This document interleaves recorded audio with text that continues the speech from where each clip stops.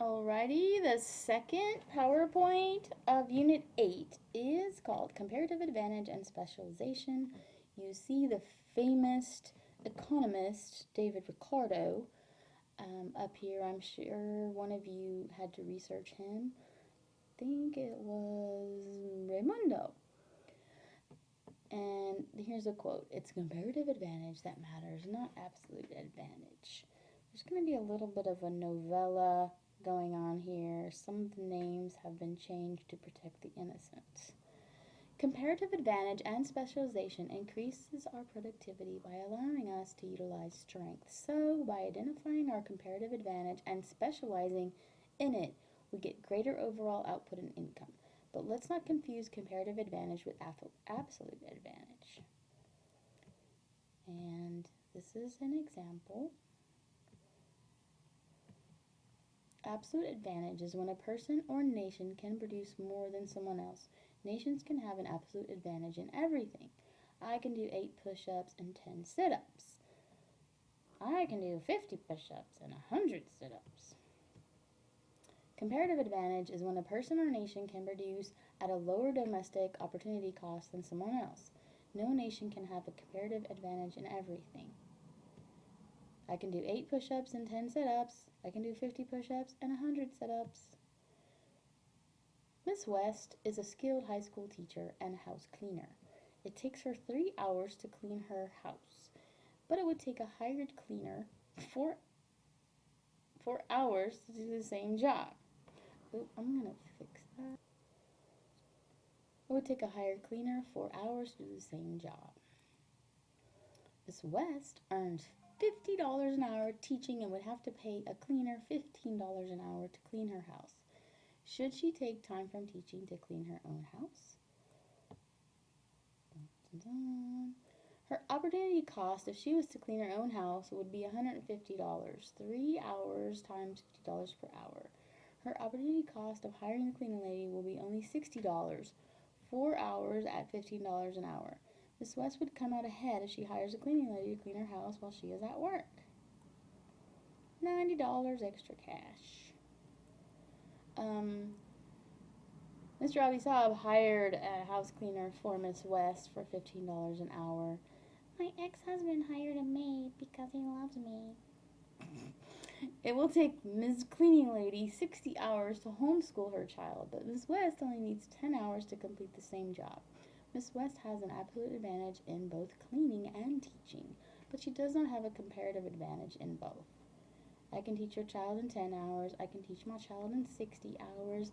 The cleaning woman's opportunity cost if she taught her child would be $900. 60 hours times $15 an hour. Her opportunity cost of hiring Miss West would only be $500. 10 hours times $50 an hour. Miss Cleaning Lady would come out ahead if she hires Miss West to teach her brat while she is at work. So if both persons stick to what they are best at, task with the lowest opportunity cost, then both will have more money in the end. Now let's apply this concept to nations and economies. Why do nations trade? Number 1, the distribution of natural resources among nations are uneven. Every nation has its own particular resources and skills. Efficient production of various goods requires different technologies or resources. You can't make computers efficiently in the deep jungles of the Congo. Number 3, people from time to time prefer certain imported goods to similar domestic goods. Which would you rather drive, a Toyota Lexus or a Ford Pinto hatchback? Probably don't even know what that is. Comparative advantage. Important to trade is the need for comparative advantages. No nation will trade if there's nothing to gain from trade. And nations cannot trade if they do not have a comparative advantage over their neighbors.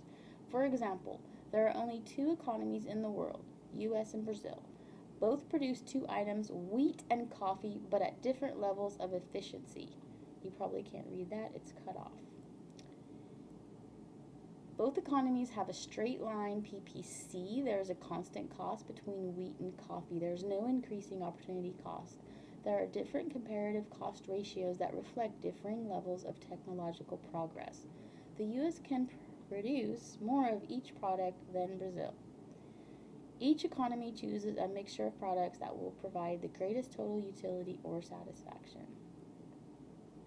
The U.S. can produce 30 tons of coffee or 30 tons of wheat or any mix of the two. The U.S. cost ratio for the two products is 1 ton of coffee for 1 ton of wheat. 1C equals 1W. The optimal mix in the U.S. economy is a combination of 18 tons of wheat and 12 tons of coffee. Bzz, bzz. Brazil can produce 20 tons of coffee or 10 tons of wheat, or any mix of the two. Brazilian cost ratio for the two products is 2 tons of coffee for 1 ton of wheat. 2C equals 1W. The optimal mix in Brazil is 8 tons of wheat and 4 tons of coffee. So you see, both economies can meet their needs without trading. With no trade, the world supply of wheat would be 26 tons and the world supply of coffee would be 16 tons. However, total output will be greatest when each good is produced by the nation that has the lowest domestic opportunity cost. Wheat production, U.S. cost ratio, 1W to 1C. The opportunity cost of producing 1 ton of wheat is losing the chance to produce 1 ton of coffee. It costs the U.S. the price of 1 ton of coffee to produce 1 ton of wheat. Brazil's cost ratio, 1 wheat equals 2 coffees. The opportunity cost of producing 1 ton of wheat is losing the chance to produce 2 tons of coffee. It costs Brazil the price of 2 tons of coffee to produce 1 ton of wheat. U.S. has the comparative advantage in wheat production. Coffee production. The opportunity cost of producing 1 ton of coffee is losing the chance to produce 1 ton of wheat. It costs the U.S. the price of 1 ton of wheat to produce 1 ton of coffee. Brazil's cost ratio is 2 coffees to 1 wheat, or 1 coffee equals a half wheat. The opportunity cost of producing 1 ton of coffee is losing the chance to produce half ton of wheat. It costs Brazil the price of a half a ton of wheat to produce 1 ton of coffee. Brazil has a comparative advantage in coffee production. If both economies specialize according to their comparative advantage and then trade with each other for the item they don't produce, the world supply of wheat would be 30 tons and the world supply of coffee would be 20 tons. Dun, dun.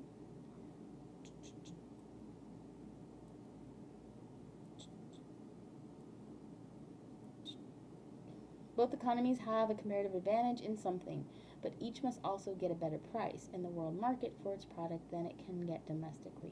Otherwise, there is no gain from trade. The terms of trade show the ratio at which nations will exchange two goods. For each ton of wheat, the U.S. must get more than the price of 1 ton of coffee. Brazilians must give less than the price of 2 tons of coffee. Wheat trade ratio. 1C is less than 1W less than 2C. Terms of trade. For each ton of coffee, Brazilians must get more than the price of half a ton of wheat. The U.S. must give less than the price of 1 ton of wheat. Coffee trade ratio. 1 half wheat is less than 1 coffee is less than 1 wheat. Got it? Alrighty.